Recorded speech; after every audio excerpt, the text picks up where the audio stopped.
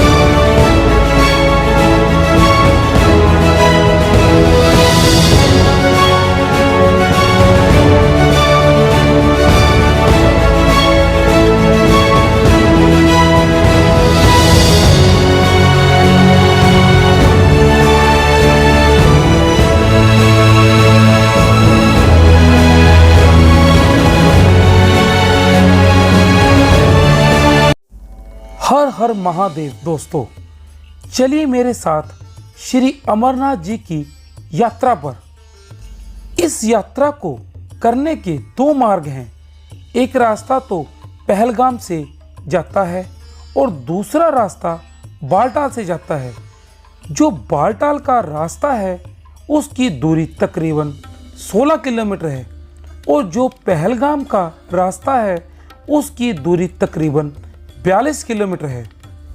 और मैंने यह अपनी यात्रा पहलगाम से शुरू करके बालटाल पर ख़त्म की, जिसके लिए मुझे तकरीबन 3 दिन का समय लगा। इस यात्रा पर पहुंचने के लिए सबसे पहले हमें जम्मू पहुंचना पड़ता है, जहां पर बस, रेल, ट्रेन और प्लेन की बड़ी अच्छी व्यवस्था भी है और जिसकी जानकारी आपको गूगल पर बड़ी आसानी से मिल जाती है। लखनपुर बॉर्डर पर मेरा और मेरे साथियों का देखिए आप, यह यात्री कार्ड मिल गया है।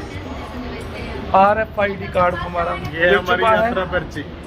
इसी के थ्रू ही हम आगे यात्रा कर सकते हैं। अगर आपको यह कार्ड नहीं मिलता तो आपको आगे नहीं जाने दिया जाएगा। हमें यह कार्ड मिल रहा है। रात के तकरीबन 2 बज चुके हैं। अब हम आगे जम्मू और श्रीनगर के लिए प्रस्थान करने लगे। अब मैं चलते चलते यात्रा के रास्ते में रामबान पहुंच चुका हूं। यहाँ पर राजपुरे वालों का देखिए मेरे पीछे बहुत ही बड़ा लंगर लगा हुआ है, जिसमें जलेबी, मिठाइयाँ, बदाना, कॉफी, चाय, कड़ी चावल, बहुत ज्यादा कुछ है।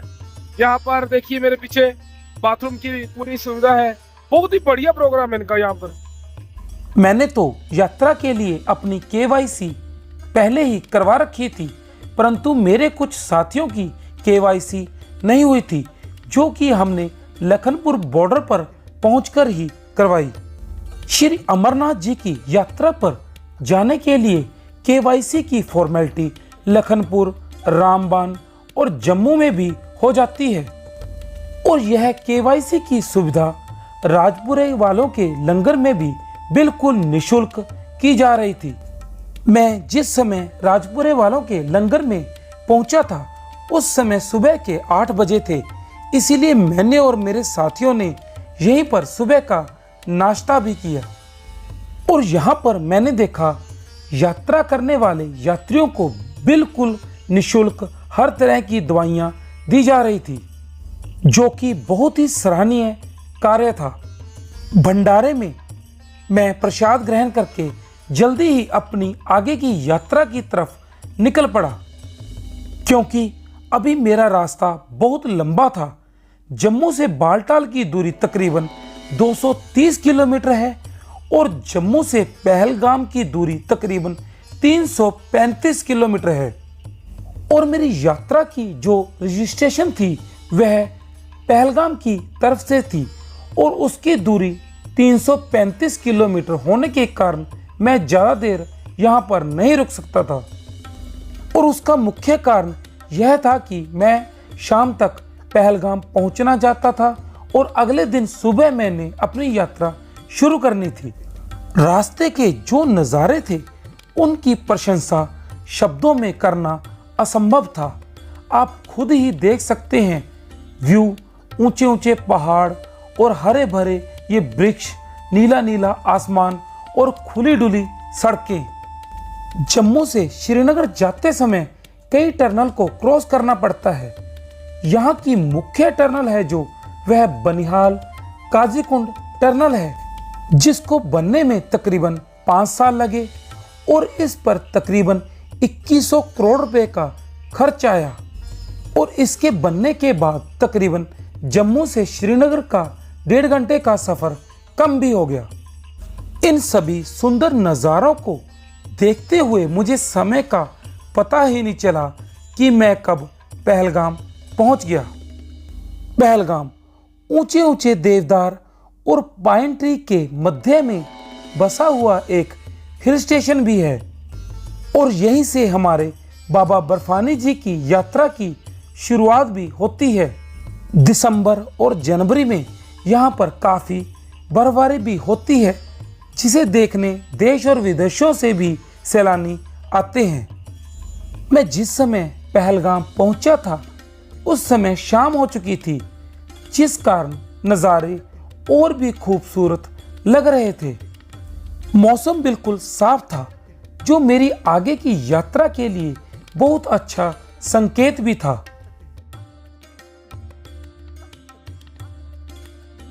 अब मैं पहुंच चुका हूं पहलगाम। तकरीबन शाम के 5 बज चुके हैं। इसे क्लब हाउस बोला जाता है, जो आप मेरे पीछे देख रहे हैं। अगर आपकी जम्मू या कहीं और या आप आपके अपने शहर से आपने रजिस्ट्रेशन नहीं करवाई तो आप यहाँ पे भी अपनी रजिस्ट्रेशन करवा सकते हैं। हमारे कुछ साथियों की रजिस्ट्रेशन नहीं हुई थी, अभी वह वही करवाने गए हैं।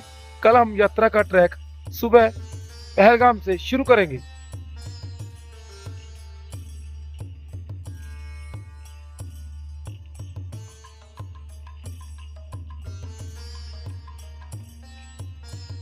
मैं और मेरे साथी देखिए नुनवान बेस कैंप के बाहर खड़े हो चुके हैं। ये हमारा कार्ड है, हमारी चेकिंग होगी और कार्ड के थ्रू ही अंदर एंट्री देंगे। फिर हमें यहीं पे सोना, यही खाना है। फिर सुबह हम पहलगाम से आगे की यात्रा शुरुआत करेंगे। पहलगाम में नुनवान बेस कैंप में एंट्री करने के लिए आपके पास यात्रा का कार्ड होना जरूरी है। उसके बिना यहाँ पर एंट्री नहीं की जा सकती। और यहाँ पर जो एंट्री के लिए सिक्योरिटी लगाई गई है वह बहुत ही ज़्यादा टाइट भी है। आपका और आपके सारे सामान का स्कैन किया जाता है, फिर ही आपको अंदर एंट्री दी जाती है। जैसे ही मैंने नुनवान में एंट्री की तो मुझे ऐसा लगा कि मैं किसी और ही दुनिया में पहुंच गया हूं। और उसका कारण यह था कि अंदर का माहौल इतना बढ़िया और अलग था कि जिसे मैं अपने शब्दों में बयान नहीं कर सकता। और उसका सबसे मुख्य कारण यह था कि यहाँ पर बरनाला, पटियाला, दिल्ली, फगवाड़ा, लुधियाना आदि सभी बड़े बड़े शहरों के इतने भव्य और विशाल लंगर लगे हुए थे जो मैंने अपनी जिंदगी में पहले कभी नहीं देखे थे। और इन सभी लंगरों में बहुत ही सुंदर और विशाल और भव्य मंदिर भी स्थापित किए हुए थे जो देखने में बहुत ही ज़्यादा सुंदर लग रहे थे। मैं पिछले 20 घंटों से लगातार ट्रैवल कर रहा था, इसलिए मुझे और मेरे साथियों को बहुत ज़्यादा थकावट हो चुकी थी। इसीलिए मैं और मेरे साथी बरनाले वालों के लंगर में पहुंच गए, जहां पर हमने आज रात रुकने की बुकिंग पहले से ही करवा रखी थी। पहलगाम पहुंच के बरनाले वालों के लंगर में पहुंच चुके हैं हम। ये बैठे हैं मेरे सारे साथी, चाय पानी पी रहे हैं, कोई जूस पी रहा है, कोई भुजिया खा रहा है। बड़ा अच्छा स्वागत हुआ हमारा। थकावट बहुत थी पर अब रिफ्रेशमेंट लेकर बिल्कुल थकावट दूर हो चुकी है। जय शंकर। और यहीं पर चाय पीने के पश्चात मुझे और मेरे साथियों को बरनाले वालों के लंगर में आरती देखने और करने का सौभाग्य भी प्राप्त हुआ।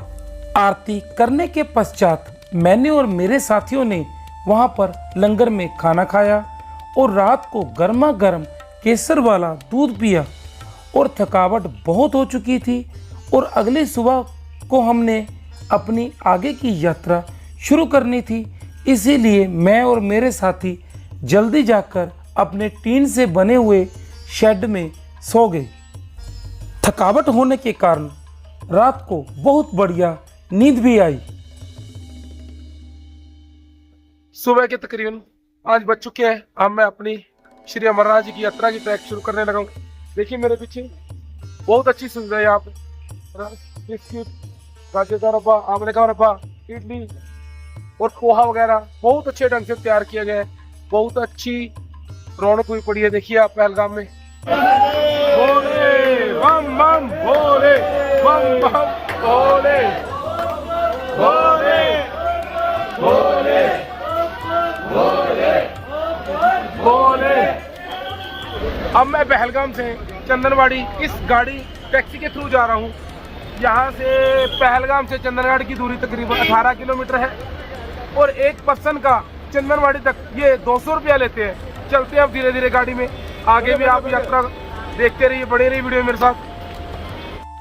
पहलगाम से चंदनवाड़ी तक का जो रास्ता है वह बहुत ही ज़्यादा खूबसूरत है। सड़कें बिल्कुल साफ सुथरी और खुली डुली हैं। पहलगाम से चंदनवाड़ी तक यहाँ के लोकल लोग ही अपनी गाड़ी लेकर जा सकते हैं। हमें पहलगाम से जाने की आज्ञा नहीं है। हमारी पर्सनल गाड़ियाँ और प्राइवेट गाड़ियों को पहलगाम में ही रोक दिया जाता है। मैं आप सभी को एक बात और बताता हूँ। जब आप पहलगाम से चंदनवाड़ी की तरफ आगे बढ़ते हैं तो रास्ते में दाहिनी तरफ एक बेताब वैली आती है। इस वैली को बेताब वैली इसीलिए कहा जाता है क्योंकि यहाँ पर सनी देओल की पहली फिल्म बेताब की शूटिंग हुई थी। इससे पहले इस वैली का नाम हगन वैली था। यह वैली देखने में बहुत सुंदर है। मेरा यहाँ पर जाने का बहुत मन था पर समय का अभाव होने के कारण मैं यहाँ पर नहीं जा सका। इन सभी सुंदर नज़ारों को देखता हुआ मैं चंदनवाड़ी पहुँच गया और यहाँ पर यात्रा में आगे बढ़ने से पहले हमारा KYC कार्ड देखा जाता है और हमारी और बाकी बैग और सामान की स्कैनिंग भी की जाती है। उसके बाद ही हम आगे यात्रा के लिए बढ़ सकते हैं।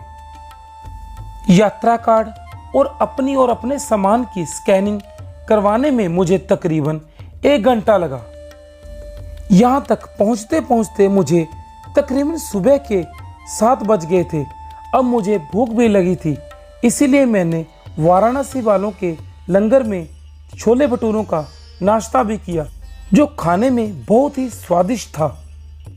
श्री अमरनाथ जी की यात्रा करने वाले यात्रियों को यहाँ पर बहुत ही प्यार से और रोक रोक कर खाना भोजन दिया जा रहा था और यात्रा करने वाले यात्रियों को टॉफियाँ, हाजमेदार चूर्ण आदि चीज़ें बड़े प्यार से दी जा रही थी क्योंकि श्री अमरनाथ जी की यात्रा का जो ट्रैक है वह सारा पथरीला है। ऊपर से कोई पत्थर गिरकर किसी यात्री के ना लगे, इसीलिए यात्रा पर जाने वाले यात्रियों को फ्री में हेलमेट भी दिए जा रहे थे। चंदनवाड़ी से मैंने अपने ग्रुप के साथ ट्रैक शुरू कर दिया है। ये आ रहे मेरे सभी ग्रुप के सदस्य। चलते हैं धीरे धीरे आगे। शेषनाग, पंचतरणी कहाँ तक पहुँचते हैं देखते हैं। यहाँ पर आप घोड़ा भी ले सकते हैं। घोड़े की बहुत अच्छी सुविधा है। देखिए जितने मर्जी घोड़े ले लीजिए। ये शेषनाग तक एक व्यक्ति का 2250 रुपये लेते हैं। आप आगे तक का भी ले सकते हैं, पशुपति तक का। इस वीडियो में बस यहीं तक। आगे की यात्रा की वीडियो देखने के लिए मेरे अगले भाग की प्रतीक्षा करें। संपूर्ण वीडियो देखने के लिए आप सभी का बहुत बहुत आभार। जय शंकर।